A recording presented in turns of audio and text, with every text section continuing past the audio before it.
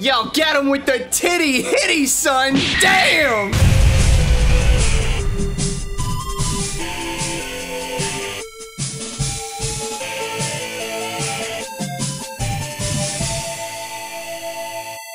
Anime cut game!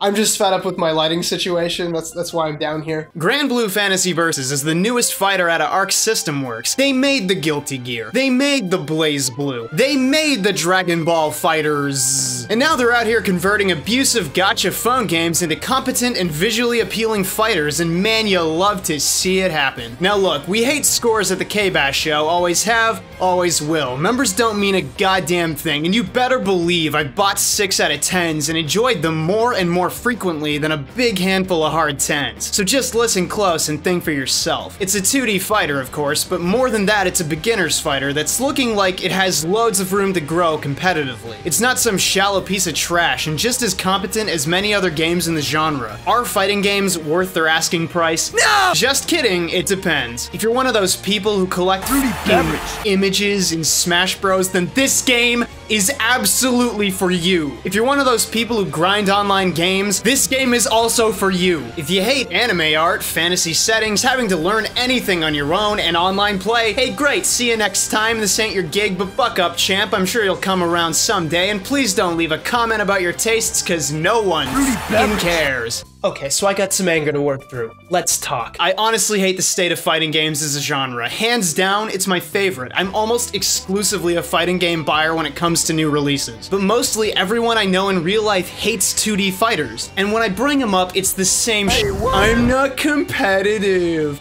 I hate the gameplay. There's no content. Look, fighting games don't make it easy. They're hard, and like 80 Canadian bones. And small towns don't facilitate quality local improvement. And everyone this generation has this low self-esteem issue where they get mad because they're somehow less of a person when they lose online. But fighting games offer the most hardcore, badass experience in gaming. 2 people step into the ring. Your singular goal is to kill the other guy. Skill versus skill, brain versus brain. People regularly get sweaty palms and shaky legs playing these games because they squeeze out emotions from players that other genres regularly fail to bring. I think the genre is awesome for that. And if you've been looking to get into fighters, and 2D fighters in specific, then Granblue is perfect for you. Let's talk characters and mechanics. Dude.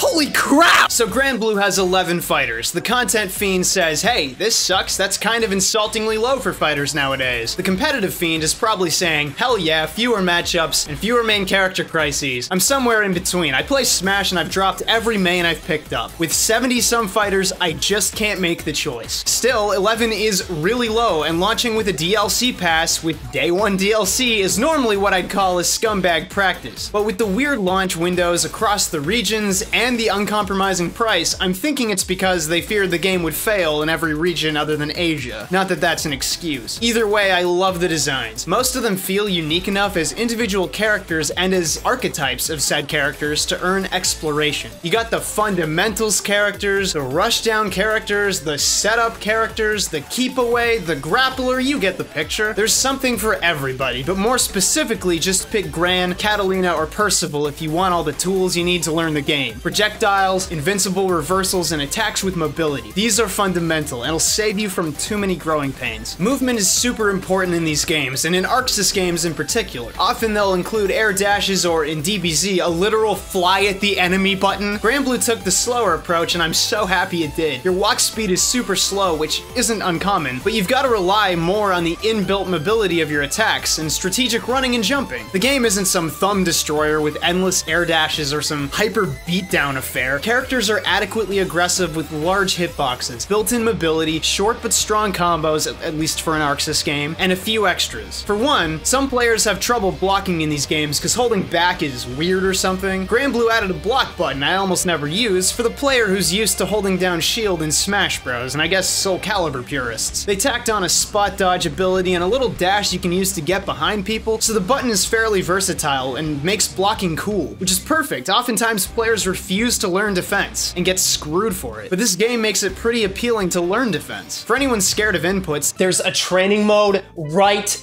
there. There's a special button that'll simplify the whole process. Seriously, it makes it so easy. The one issue is special moves have a cooldown in this game. Most are unnoticeable, and you might be thinking, well, hey, that means less spam. But instead, small projectiles are still spammable, and you'll still need to learn how to jump or spot dodge through them. And what actually happens is you use your EX invincible reversal move, get blocked and beaten down again, and now your easy get up option is disabled for a few seconds. People might call that bad or annoying. I say that directly encourages learning good fundamentals. You know, sometimes you're gonna have no answer to offense, and you're gonna have to sit there, hold that block button, and just pray you don't capsize. And that's fine. It'll teach you to wait for the windows you have to fight back. For all the simplifications, the game doesn't treat brainless and shameless button mashers well. Even the comboing is easier. Like, the game doesn't give you optimal combos, but there's this feature where hitting buttons in your opponent's face, like after an air attack, will result in a couple of free chain hits that you can easily cancel into a special move. It makes the process of learning so much easier and gives new players a crutch to stand on when they queue up without knowing anything about their character. I liken it to Soul Calibur 6, giving most characters easy 3-hit strings, so you can get at least decent damage if you don't have an optimal punish combo in mind. But play this game for a day, then go online to look up combos, and you'll be shocked by how much there is to learn. The characters are surprisingly intricate and all capable of some crazy cool stuff. Most of the optimal combos are hard to perform, but simple bread and butter combos and punishes are just fine. Of course, there's super moves or big finishers, and they turn into even more powerful moves if you're close to death. There's no real comeback mechanic otherwise. I hate that some of them last a friggin' year, but most of them are honestly so sick you don't mind watching them. A lot of people complained about this giant lady attack, Loane's strongest move, which is really hard to block if you don't know what you're doing, and can cheat you a few wins here and there. But this character has no true reversal option, and his moves are pretty small and weak, and his keep away stuff and setups get beat by attacking into them. And if you use his EX slash attack, awesome sauce! You're out of a special move combo finisher. I don't know, for every strength there's a weakness to go with it. The gameplay is fundamentals and neutral. Positioning, footsies, all the good stuff. It's not about getting comboed for 10 years, and it's not about abusing overpowered stuff. At least for now, it's one of the most fair-feeling 2D fighters I've played. Okay, so the biggest fighting game review meme is that there's no content. There's nothing to do. I want to go back to Pokemon and finish my shiny Pokedex, or collect all my JPEGs, or get all the tower points! Like, gaming is so full of bloated non-tent, it's insane. And a lot of that stuff, those pieces of micro-content, can be found in FighterZ 2. This game has a pretty good mission mode, providing the opportunity to learn every character in the game, sample combos, hell, even the absolute basics for people who want their hand held. And for all you sticker collectors, how about collecting those juicy S ranks for using command inputs instead of the shiny simplified button? Eh? Of course, there's arcade mode and alternate colors to unlock, and weapon skins to unlock as well, which I thought was pretty cool. Brought me back to Soul Calibur with that inclusion. The weapon skins are hidden in the RPG mode, which translates to extremely boring, load screen filled, annoying character rife. Catalina. Enough! She's dead! Kinda side-scrolly beat-em-up mode. There's gacha mechanics for getting new weapons. Use 10 tickets and you might get an ultra rare.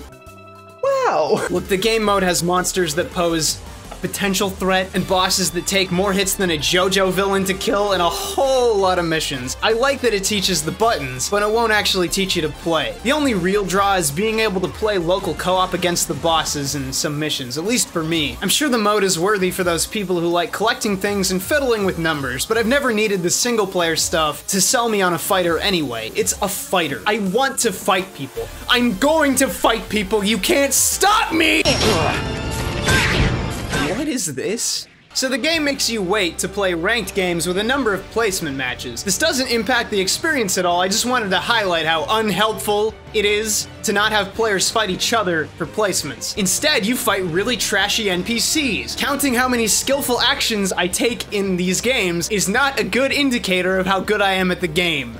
Dumb. So the first thing, the only thing people really care about is netcode. Is the infrastructure good enough to support long-term online play? And I gotta say, I don't get it. Everyone online is dunking on the netcode. Oh my god, the netcode is garbage. Goddamn fighting game companies. Code the net. Code right. Where's my rollback? Where's my freaking rollback? Due to my living situation, I don't have access to an Ethernet connection. I'm on Wi-Fi, and fairly average Wi-Fi. I live in almost rural Canada, like there's cows 10 minutes from here! Maybe I'm closer than I think to the nearest data center, but lag hasn't been an issue. By the time this review goes up, I'll have played over 100 games online. Only once has lag slightly impacted a game, and only with a few brief spikes. Either this game feels fine with the lag because combos don't have to be incredibly intricate, or the netcode's fine. It definitely feels better than Smash. It definitely feels consistently better than Soul Calibur 6 and Tekken 7. It's possible that it's just a launch week surge of local activity, and that over time the population will die, more players will have to match out of region, but this game's already in 3rd place for Evo. It's got a scene. I say ride it while you can, because I've had tons of fun with the thing so far. No, the issue with online isn't lag, it's this character. Narmaya looked so cool, yeah? She looked so interesting and complex, and those sword swings were so fine. Every other freaking game, it's Narmaya,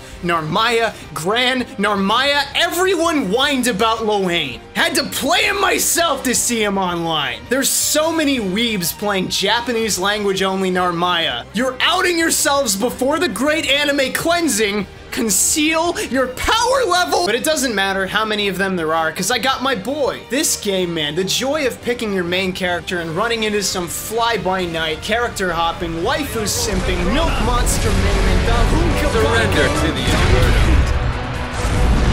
I don't need titty, because I've got a blade. And blades, my friend, are eternal. I swear the comments under anime-style game videos are always the same shit. Hey, what? Maybe you could throw out a comment about how the English language voices are bad! That's hilarious and original! I've never heard that one before!